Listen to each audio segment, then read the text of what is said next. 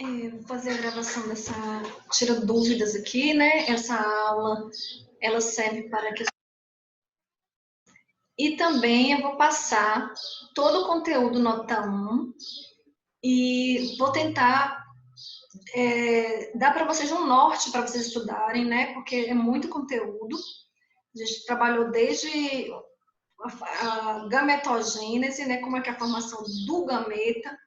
Depois a gente teve a fertilização, a implantação do ovo, do zigoto, até a formação de um disco embrionário bilaminar, que passou pela gastrulação para o trilaminar. A gente foi entendendo como que ocorre o dobramento embrionário, o fechamento, né, do tubo neural, formação... Não dá para ver, agora você pode só escutar. E acho que eu dei alguém com o microfone aberto. Então, eu preciso que... mostre para vocês. Então, o que eu vou fazer para ajudar? Tem alguém com o microfone aberto? Então, eu vou abrir os slides e vou citar 3 ou 4 pontos importantes daquela aula. E ali, se você tiver dúvidas sobre aqueles pontos, aí você pode também perguntar mais alguma coisa. Mas também nós temos as atividades. Pode estudar pela atividade, que vai ajudar também. Aquela atividade, elas já trouxeram os pontos que já foram debatidos, né? Eu não sei se eu já enviei para vocês a correção da atividade da última, enviei ou não? Acho que não. Tenho que fazer esse envio dessa... Então, a nossa avaliação, ela será na quinta-feira, se não me engano, ou na quarta? Na quarta ou na quinta-feira. E nessa semana a gente não vai se encontrar porque vocês vão estar em semana de prova. Então, é importante que Aline... Oi. Seu microfone está aberto. Certo.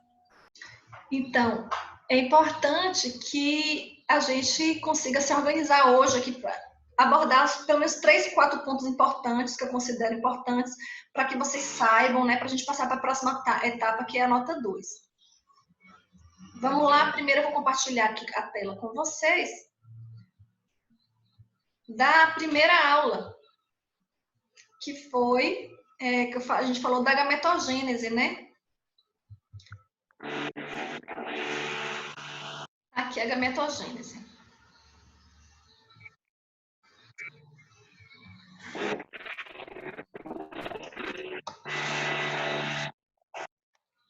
Odisseia, eu acho que é seu também que está aberto, seu microfone. Eu estou tentando desligar, não estou conseguindo. Você clica no microfoninho. Ah, onde é o lado? Tem um microfoninho. Sim, bem no cantinho. Bem no cantinho. Deixa eu ver. Tem uma câmera, que é o vídeo, e do lado tem o microfoninho. Pronto, acho que desligou. Obrigada. Então, eu vou mostrar para vocês aqui, ó, sobre o ponto sobre o aparelho reprodutor masculino e a espermatogênese. Tem 2 ou 3 pontos importantes aqui, para a gente lembrar. Talvez vocês não estejam lembrados. Parece que tá girando aqui meu... Preciso contar com a internet hoje. A internet hoje não pode falhar. Deixa eu trazer aqui essa caneta aqui que ajuda a gente a enxergar. Isso. Então, vamos lá. Gente, professora, você não deu o resto do conteúdo sobre a placentação e o período fetal. Eu dei uma olhada e eu vi que era tanto conteúdo e como eu já estava sobrecarregada elaborando prova, eu falei, por que eu vou forçar uma situação? Já tem tanto conteúdo, a gente pode passar esse ponto para a nota 2, né? Já tem muito conteúdo. Então, eu vou colocar a parte do período fetal lá na nota 2, mas ficou faltando só isso mesmo de embriologia e depois a gente começa a citologia. Tá aqui, deixa eu traduzindo aqui para vocês. São pontos importantes aqui que a gente trabalhou. Eu trouxe para vocês inicialmente um glossário, né? falei de meiose e mitose, mas isso não vai cair. Eu falei para vocês compreenderem a gametogênese, eu tive que dar uma revisãozinha de meiose e mitose. Mas aí, professora, o que pode cair, né?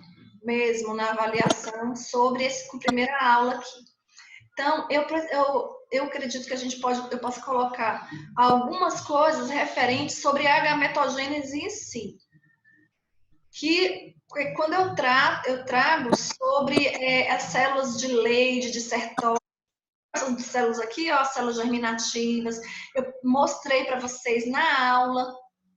A gente fez uma aula sobre espermatogênese.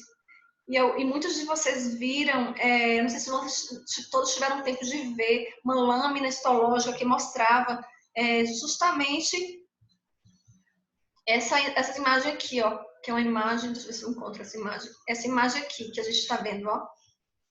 Vocês tiveram a oportunidade de ver? Nós temos as células de Sertoli e as células de Leydig. As de Leydig, elas ficam do lado de fora, aqui nos espaços intersticiais. As Sertoli ficam aqui dentro, está mostrando um túbulo seminífero, né? De fora do quê? De dentro de quê? Do túbulo seminífero, que a gente trabalhou isso, aprendeu que é dentro do túbulo seminífero, aqui dentro do saco da bolsa escrotal, nós temos o testículo, e lá dentro do testículo nós temos os túbulos seminíferos. Aí os cortes dos túbulos seminíferos mostrariam essa imagem aqui, ó. A gente tem um corte e mostra o desenvolvimento da célula, da espermatogônia, até se transformar, se diferenciar em espermatozoide, né? Espermatogônia, que passa por um estágio de espermatócito, depois espermátide, depois espermatozoide. Esses seriam pontos importantes para estudar sobre as células de Sertoli, as células de Leydig, certo? Alguém tem dúvida sobre isso? E eu mostrei o trajeto também. Como é o trajeto das células, né? Eu não vou fazer uma prova muito extensa, não. São só 10 questões, mas eu vou dizer para vocês pontos importantes que eu poderia colocar na avaliação, tá? Não é que vai cair, tem chances, né? Eu não vou falar para vocês como é que vai ser a prova, que não faz sentido, mas dá um norte para vocês estudarem, porque é muito conteúdo. Então, aqui temos a espermatogênese, eu até coloquei isso aqui na atividade, né? Como é que ocorre, quando que ocorre a produção, a multiplicação das espermatogônias, quando que ocorre ali, inicia na puberdade, né? A formação dos espermatócitos primários. E ocorre a meiose, esses 4 pontos aqui seria interessante vocês saberem. Mas... Aí eu falo um pouquinho aqui, ó, espermatozoide, e sobre a cabeça, espermatozoide, a peça, a cauda, né? O que mais que poderia ter? Os defeitos de cabeça, isso que a gente viu. Então, vai até valer nota o relatório, né? Vai valer 40%, tá entre os 40% das notas das atividades que a gente fez, vocês entregaram isso aqui para mim já. E aí eu tenho aqui, eu também posso colocar alguma coisa assim. O sêmen, ele não é composto apenas por espermatozoides, né? Então, o que ele é composto? O sêmen. Então, vocês têm que me lembrar o que é composto o sêmen. Então, a gente sabe que o sêmen, ele vai possuir, aqui tem, acho que é nesse aqui, plasma seminal, né? A glândula, vesículas seminais, elas produzem a chamada líquido seminal, as vesículas seminais, e também nós temos a próstata, que também está produzindo parte do sêmen. Certo? Então, nós temos também algumas substâncias que são para conservar o espermatozoide e para ajudar na sua nutrição, que são fontes de glicose, né, frutose, que também são produzidas ali pelas vesículas. Olha aqui, o espermograma é importante verificar o quê? pH, viscosidade, cor, né? Então, isso aqui não vai cair, não. Vamos passar para frente. Esse aqui, vou parar de compartilhar essa tela, e a gente vai entrar aqui no momento que eu falo de oogênese. Professora, Fale. naquela amostra de sêmen que a gente fez o espermograma, ali tinha a amostra, ela estava diluída em qual substância? Soro fisiológico. Ah, soro fisiológico. Então, no caso, isso não, o soro fisiológico ele não altera a composição do sêmen, né? No Não, caso. não. Não altera. Tá bom, obrigada. Tá? É como se fosse um soro fisiológico, é um líquido, né, que vocês misturam. Inclusive, várias medicações são diluídas em soro fisiológico para fazer aplicação intravenosa, né? Ele não vai alterar na verdade, não é que ele não vai alterar a composição, porque a composição será alterada se eu estou diluindo, está alterando a composição. É que ele não vai causar prejuízo para o espermatozoide. Se ele estivesse vivo, ele não vai matar o espermatozoide, porque ele possui a mesma quantidade de sal, né? 0,09 é uma solução isotônica, uma solução que é a mesma solução encontrada no interior das células do espermatozoide também. Então, ela não causa desequilíbrios, certo?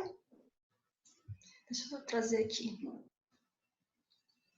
Mas ficou mais diluído, sim. A gente fez uma diluição e ficou um pouquinho mais diluído, sim. Mas a gente não estava se importando muito com esses fatores naquele momento, porque a gente não estava seguindo padrões de qualidades, a gente só estava querendo que vocês fizessem as observações, né? Era uma aula mais para observação do que para dar diagnóstico. Deixa eu trazer aqui. Agora a gente vai trabalhar a ocitação. Deixa eu compartilhar a tela.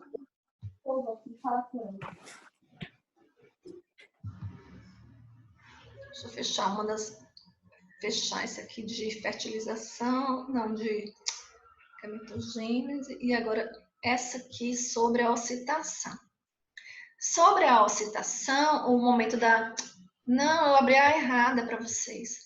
Isso aqui é sobre já a segunda semana, não é essa que eu quero compartilhar. Outra que eu quero compartilhar. Eu quero compartilhar a sobre a oogênese. É essa aqui. Tá compartilhando essa da oogênese? Sim, né? Foi quando eu falei bastante sobre o sistema reprodutor feminino e apresentei para vocês o útero e falei das camadas uterinas, né? Perimétrio, miométrio, endométrio. Mostrei a localização no corpo, a posição. Lembram? Então, o que é importante? Lembra, eu passei isso aqui na atividade também para vocês terem uma noção como que se formam, né? Como que são formados os gametas, os oócitos. E aí eu tenho o período germinativo, o período de crescimento e o período de maturação. Então, são as etapas que passam essa oogônia, certo? Nós somos quantos? Quantos vieram aqui, estão assistindo a aula, vocês sabem? Aqui 14 alunos, depois eu vou olhar a carinha de vocês. Então, a gente tem aqui o aparelho reprodutor feminino mostrando o que está ocorrendo aqui, a ovulação. Professor, o que você vai cobrar disso na prova? O que você poderia cobrar? Então, eu gostaria que vocês entendessem sobre esse gráfico aqui que eu trago, ó. Eu trago um gráfico, esse gráfico aqui. Então, nesse gráfico, eu trago falando sobre como que se organizam os hormônios durante o ciclo ovariano, durante o ciclo menstrual. Então, qual é o primeiro hormônio e por que ele é importante? Eu expliquei isso no quadro, desenhei, lembram? Então, a gente tem inicialmente o FSH, né? Ele vai aumentar a produção de estrogênio. Então, a gente tem aqui o FSH é o primeiro, né? Aí, não, o FSH é esse rosinha aqui. Depois, ele aumenta a produção de estrogênio e esse azul aqui. Observe. Primeiro o FSH, que aumenta a produção de estrogênio. Então, nós temos aqui dividido, ó, de 1 a 28 dias do ciclo. E aqui o 14º dia do ciclo, bem no meio do ciclo, ocorre a ovulação. Essa primeira etapa aqui, lembram, é a primeira fase do ciclo, e essa aqui chama a segunda fase. Não é que é dividido só em dois, porque também tem o período menstrual, tem o período que antecede o período menstrual, que é uma fase onde ocorre uma redução da quantidade de vasos, né, que acabam matando o tecido nesse momento ali. Mas eu não vou falar agora deles, eu vou falar de duas etapas importantes, que é um período que eu chamo de fase proliferativa, que o endométrio prolifera nesse momento, os oócitos estão sendo recrutados. E a outra fase, que é a fase luteínica, que é a fase onde age o corpo lúteo. Lembra? Quando forma o corpo lúteo, depois da ovulação, que aí a gente tem uma maior quantidade de progesterona. Temos estrogênio? Sim, mas a gente tem progesterona em maior quantidade. Então, eu falo do FSH, aí eu falo que ele aumenta o estrogênio. O FSH, que é esse aqui rosinha, ele sobe e aumenta a produção de estrogênio. E antes, 24 a 36 horas antes da ovulação, aqui nesse momento, ocorre o pico de LH. Por que ocorre esse pico de LH? Esse pico de LH é porque o estrogênio, a concentração de estrogênio sobe no sangue, e isso faz com que o corpo perceba esse estrogênio. Alguém está querendo perguntar alguma coisa? Acho que é a Brisa.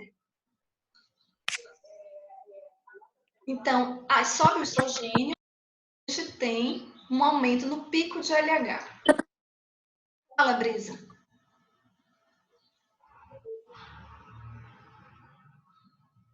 Acho que não quer falar. Então, a gente tem um aumento no pico, né? O pico de LH, que é duas... Eu começo a falar e parece que alguém abre o microfone.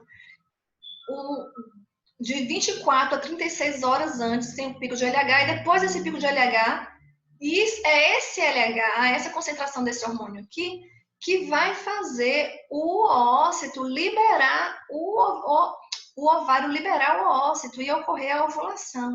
Então, aqui um pouquinho antes, tem o pico de LH. E aqui já é a ovulação, no 14º dia. Então, se não ocorrer a fecundação, os níveis sanguíneos de estrogênio e de progesterona, eles vão cair. Então, estrogênio, cai, certo? E a progesterona também cai, aqui nesse momento, se não ocorrer a fecundação. Mas se ocorrer, é outro caso. Mas se não ocorrer, cai aqui e cai aqui a progesterona. O estrogênio e a progesterona cai se não acontecer a ovulação. E vai iniciar a menstruação se cair progesterona e cair estrogênio.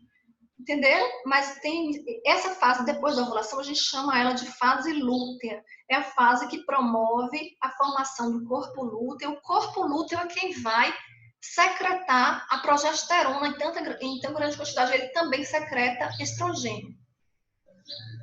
Então, esse slide aqui, vocês dêem uma atenção, quem não entendeu, né? Vai lá, busca. Não tem a aula gravada disso aqui. Então, mostra justamente, olha e observe, que quando eu mostro essa imagem aqui, eu falo daquele gráfico mostrando a dança dos hormônios e aqui mostrando o efeito dele no endométrio. A fase folicular, depois a ovulação e a fase lútea. A fase folicular, aqui inicialmente é a menstruação, menstrua, a fase menstrual. Menstruação, e aqui está ocorrendo descamamento do endométrio. Isso aqui é como se fosse uma ilustração do endométrio. Então, o endométrio fica bem fininho, olha a espessura dele. Então, nessa fase folicular, lá pelo 5º dia, após o fim da menstruação, o endométrio começa a se espessar e vai ficando mais espesso.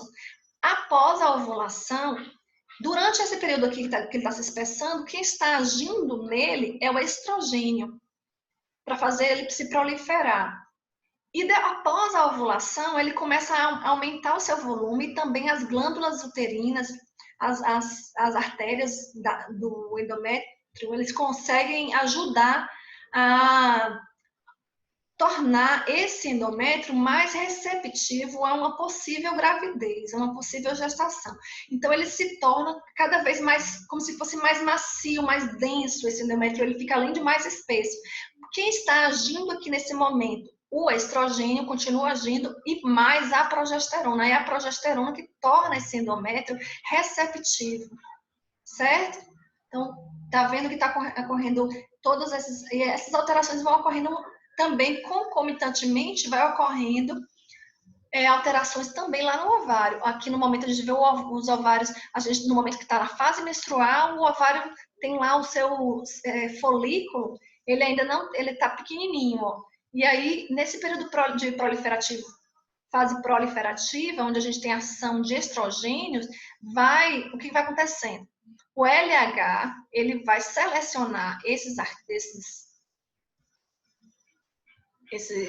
folículos e torná-los mais, formam uma quantidade de líquido em seu interior, e no momento que o FSH quem seleciona, o LH tem o pico nesse momento aqui, ó, então no momento que tem o pico de LH, ocorre a ruptura, ele se rompe e libera um oócito. O local, após a ovulação, o local onde existia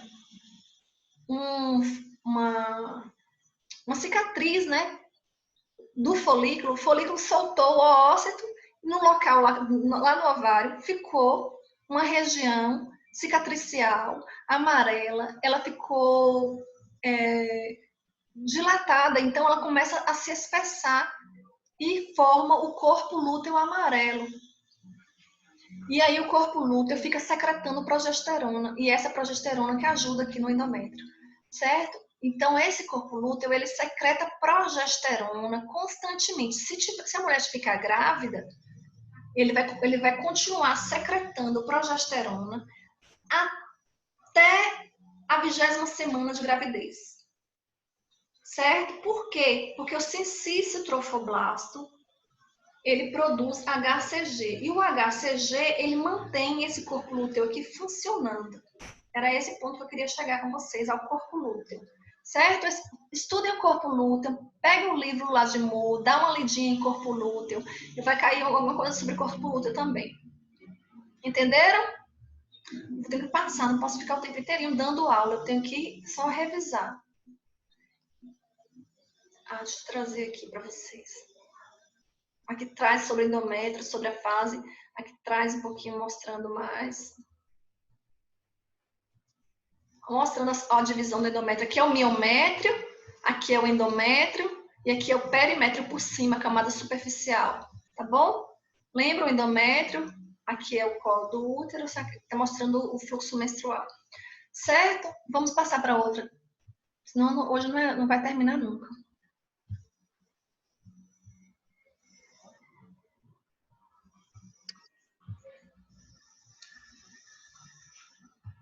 A fertilização e a implantação. Vou falar bem rapidinho sobre a fertilização e a implantação. Deixa eu compartilhar com vocês a fertilização. Qual a parte importante aqui da fertilização? Deixa eu me concentrar para não ficar muito divagando muito, senão vou ter que dar aula de novo. Não é isso o interesse desse encontro nosso aqui. Vocês têm dúvidas, alguma dúvida anotada que queiram perguntar?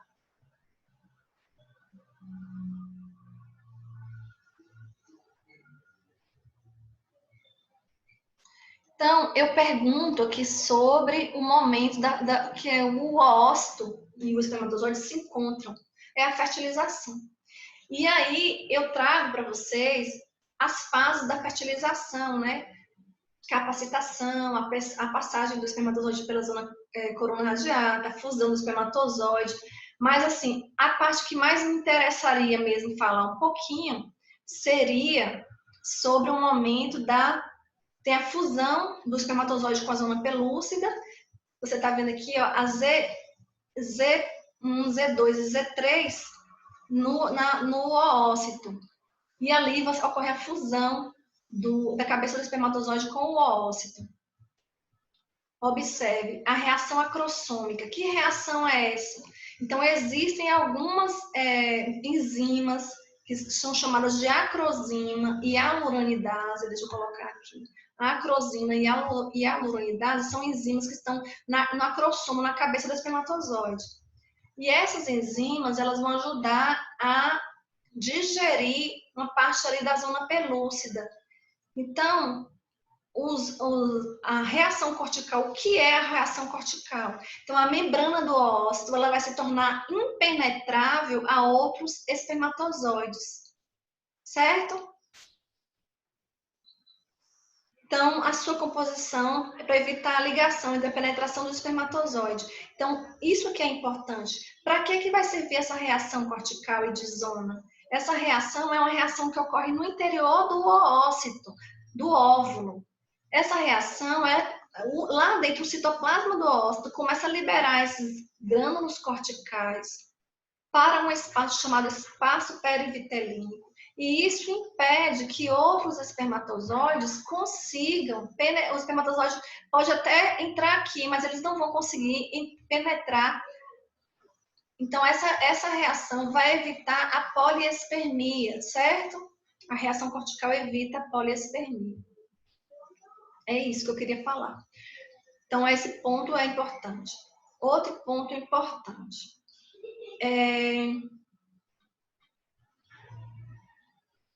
Deixa eu dar uma olhada para ver se eu me lembro.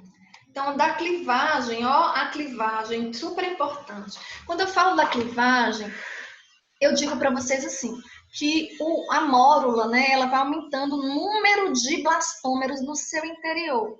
Ela vai aumentando de tamanho? Não, ela continua do mesmo tamanho. O que aumenta é o número de pequenas células no seu interior. Vai ocorrendo a mitose e vai gerando mais e mais blastômeros, mas o tamanho, ela não aumenta de tamanho, não. Aí vai formar a massa celular interna, que é o embrioblasto. E aqui a massa, esse tecido que está envolvendo, né, é o trofoblasto.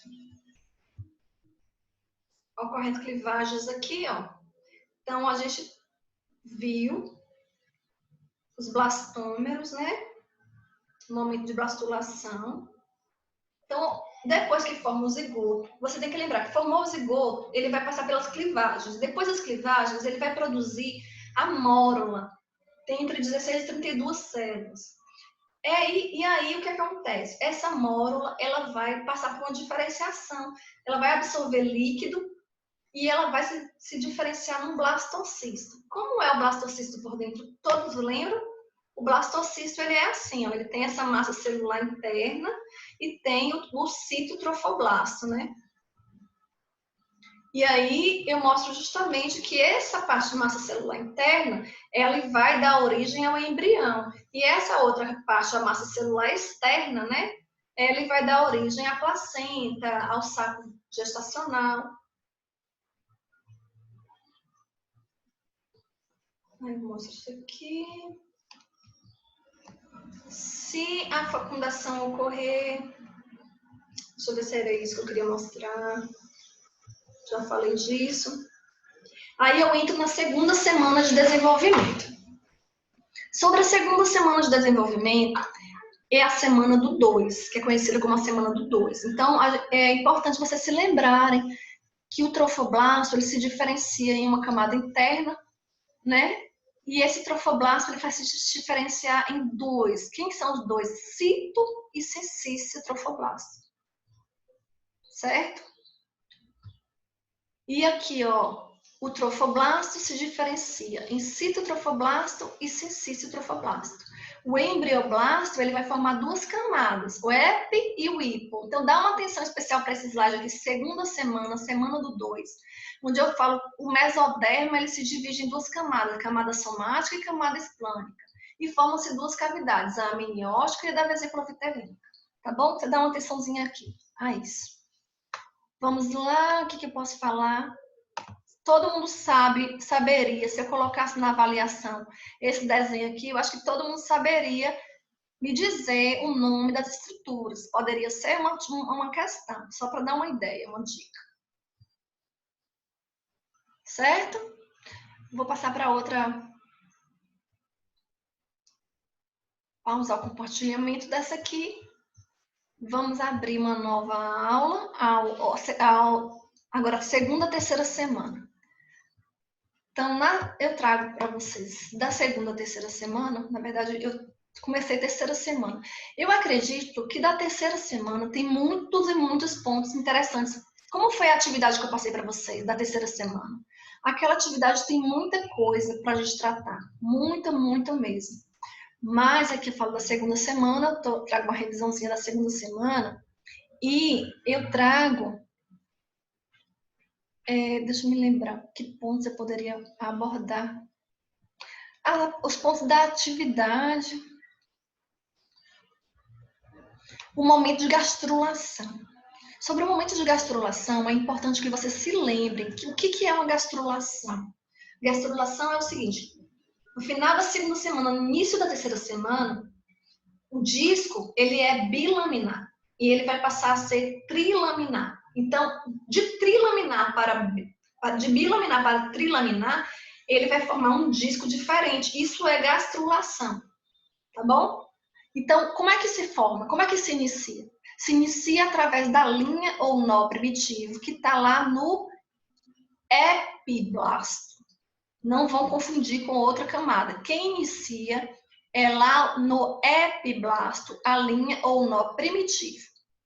E ela dá origem às 3 camadas. Esse é um ponto importante que eu falo que vocês devem guardar. Deixa eu me lembrar aqui, ó, a linha ou nó primitivo é esse aqui. Lembram, dei bastante, aquela aula da terceira semana ajudou bastante. Deixa eu ver aqui. Nó primitivo. Outro ponto importante aqui dessa terceira semana é a neurulação. É muito importante a gente falar da neurulação. O que é a neurulação? É a formação do tubo neural. E aí eu pergunto algumas coisas sobre o ácido fólico. Vocês lembram?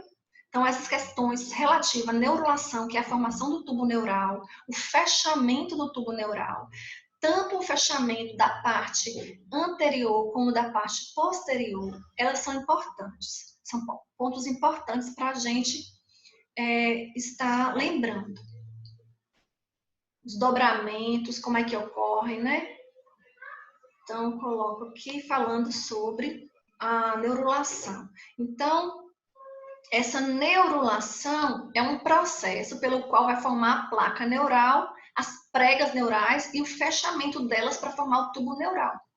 Então, esse processo termina no fim da 4ª semana, quando ocorre o fechamento do neuróporo caudal posterior.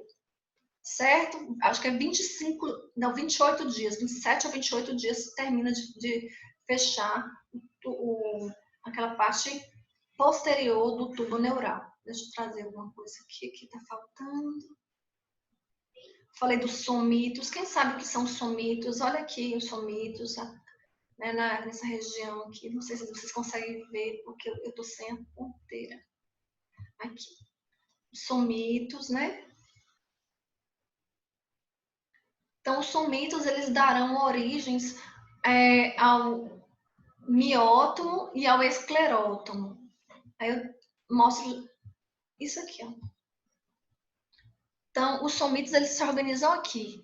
Tá vendo? Pares de somitos. Aqui é o tubo neural, que está na região dorsal do bebê.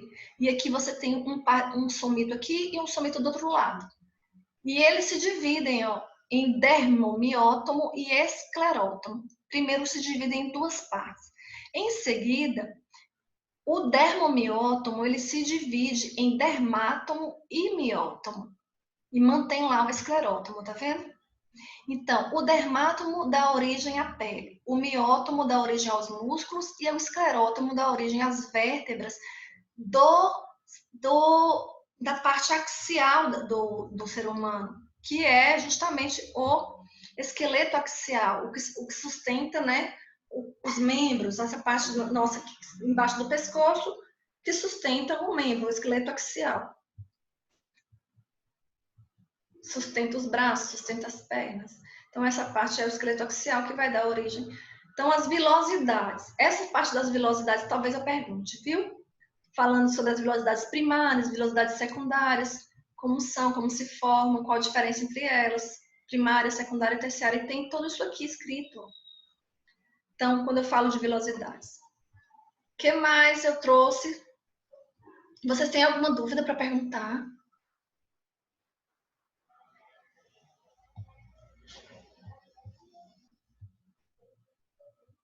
Não?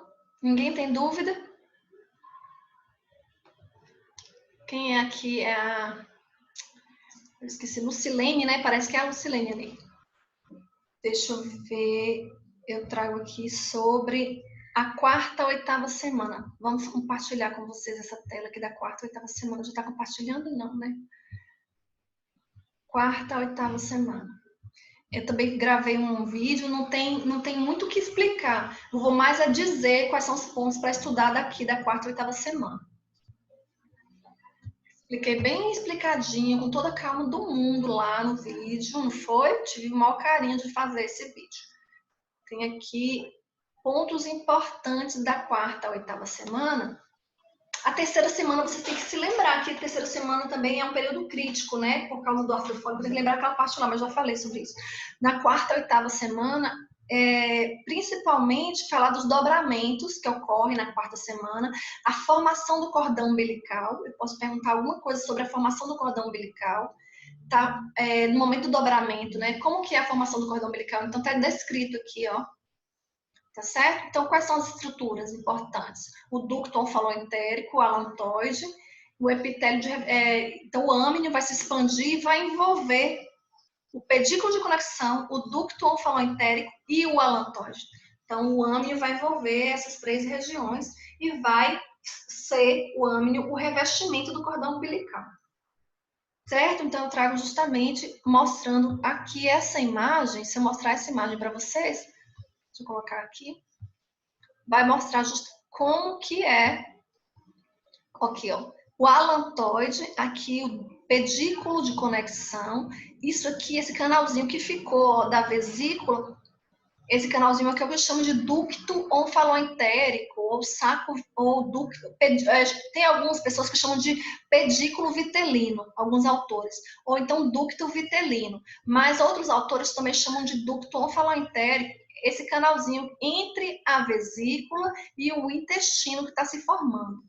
Nesse momento aqui, ó, vem de lá da região anterior da cabeça, ali vem a prega cefálica, uma prega trazendo o âmnio esse tecido rosa, e uma prega caudal, que vem ali da região caudal, trazendo o âmnio vem, ó, e vai envolver, então o âmnio envolve essas estruturas todas e forma o cordão umbilical. Se eu colocasse essa aqui não, essa aqui, ó, essa foto aqui, lá, vocês conseguiriam entender? Poderia perguntar alguma coisa sobre isso. Essa foto ficou muito boa. Sim. Né? Poderia botar também. E falando agora, acho que aqui também essa foto também é muito boa, eu poderia colocar ela também. Para vocês colocarem as estruturas, o nome das estruturas. Outra coisa é que eu queria que vocês soubessem falar. Deixa eu pensar. Deixa eu trazer a resposta aqui. Vou trazer de uma por uma a resposta para vocês disserem. Onde está, professora? Não passou essa resposta da atividade da terceira semana. Eu passei para vocês essas respostas? Não, mas então tá aqui, ó. Fotografem aí, que eu também vou mandar esse vídeo para vocês, viu? Mas podem fotografar. Aqui a primeira, não tem todas as respostas não, mas tem umas respostas que eu considerei que fosse mais difícil de vocês encontrarem. Eu fiz isso aqui para responder as atividades. Qual a função da notocorda? Né? A crista neural é o quarto folheto? Por que ele é o quarto folheto? Então, eles são fundamentais porque se espalham por todo o organismo. Aí eu falo alguns locais onde a gente pode encontrar regiões que se derivam da crista neural. Aqui é sobre as velocidades, olha só, de primárias até terciárias, que eu falei que poderia perguntar. Aqui está a resposta. E aqui está as respostas das outras questões. Essa aqui eu não vou perguntar, muita coisa. Aqui o desenvolvimento cardiovascular, como é que se dá, mas eu nem vou perguntar isso, mas aqui o processo de neurulação.